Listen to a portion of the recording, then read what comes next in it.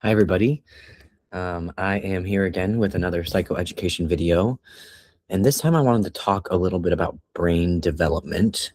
I think it's important to understand the way in which our brain develops, both for the understanding of how we experience the world as adults, but also for parents when trying to sort of understand how their kids' brains are developing.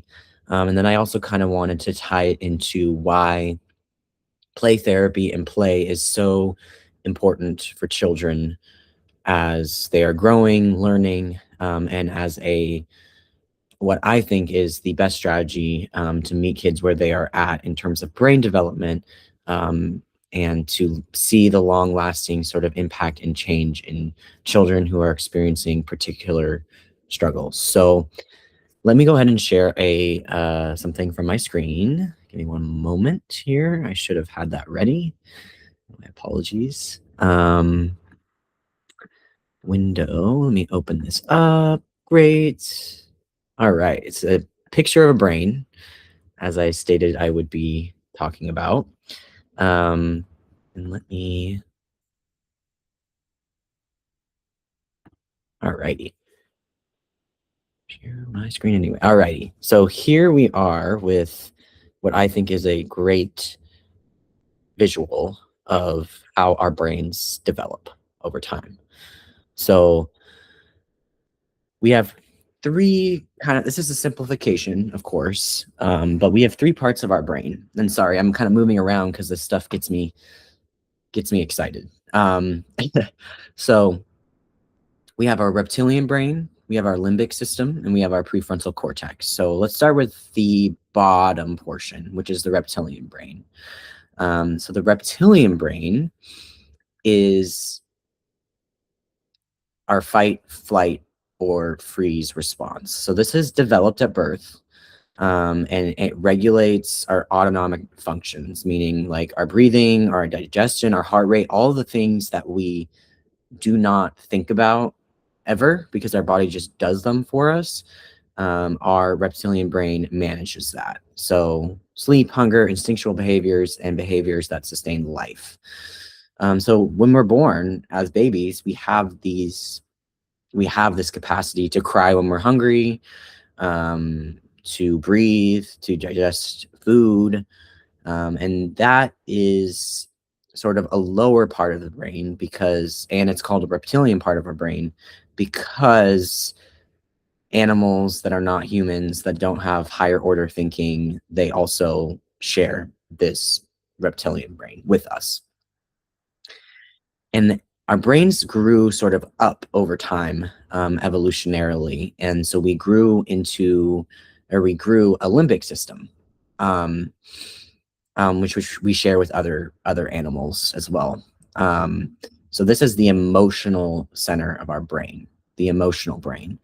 And this development of this emotional center primarily occurs during the ages of between 0 and 5. So this center of our brain processes emotions, is involved in memory, responds to stress, can feel nurturing and caring, and it also is the kind of where we see separation anxiety, fear, rage, and social bonding and hormone control. So this emotional center is when your toddler is crying and having a tantrum, this emotional center is what is turning on. And it's very instinctual, and it is very difficult for children to control. Actually impossible. So when your child is having a tantrum, they're not trying to have a tantrum. They are simply struggling to regulate their nervous system due to limbic system activation. And also due to we'll go on to the third system, which is the prefrontal cortex, due to their prefrontal cortex not being developed enough.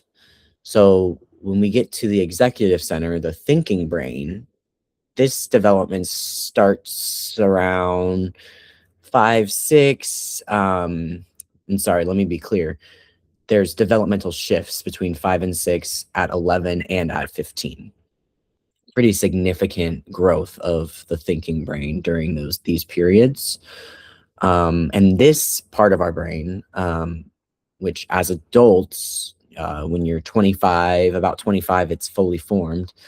It accounts for our ability to handle logic, to feel empathy, compassion, to be creative, to self-regulate, to have self-awareness, to predict, plan, problem solve, and to focus our attention. So these parts of the brain are helpful when they're online, in order to sort of manage the intense emotional center of the brain, the limbic system. So kids ages 0 to 5, that system of that thinking brain and that ability to sort of self-regulate and have self-awareness is not on. It's not fully formed. And so the limbic system can just sort of take over, and it will lead to tantrums. And basically, as adults and as parents, we have to sort of stand in with our prefrontal cortex in order to sort of name children's experiences, and to be able to do some of the decision making for them as their prefrontal cortex is growing and as they're learning to do that for themselves. So these are the three parts of the brain. And I think play is so important and crucial in therapy with children, precisely because it meets them where they're at. It meets them at the limbic system part of the brain. And it allows them to it allows them to sort of construct their experiences in a way that makes sense to where their brains are at, which is not fully developed prefrontal cortex. So if you think about an adult, they sit down and they have like a therapeutic relationship with another adult. A lot of what, not all, but a lot of what of therapies for adults are doing are activating that prefrontal cortex, and through talking. The prefrontal cortex is primarily what accounts for our ability to use language to express ourselves. And so with kids, that prefrontal cortex, it's not online yet. It's not fully formed yet. And so to expect that kids will be able to sit and have these conversations, deepening conversations to grow awareness is, it's just simply not where they're at quite yet with their brain development. And the limbic system, and really going into those lower parts of the brain through play, through naturalistic play, is a way that we can understand children's emotional experiences, meet them where they're at, create safety, and facilitate closeness. So I am Ronan Allison. I'm a play therapist and therapist with adults at Puget Sound Psychotherapy.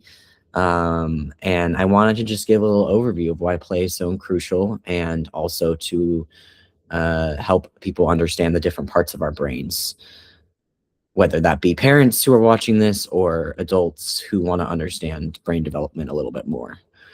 So I hope that you found this useful, and I am sorry if the speed of my talk was too fast. I, again, get really excited about the brain and how it develops, and yeah, how we can apply these psychoeducation and this knowledge of neurobiology to ourselves and to our children, in order, hopefully, to create a more compassionate response towards ourselves, towards the people around us, towards our children, and towards the world at large, in order to create a better world that is non-judgmental and that is accepting. So thank you for your time, and I will continue to make these videos. I hope you found it enlightening and helpful, and talk soon.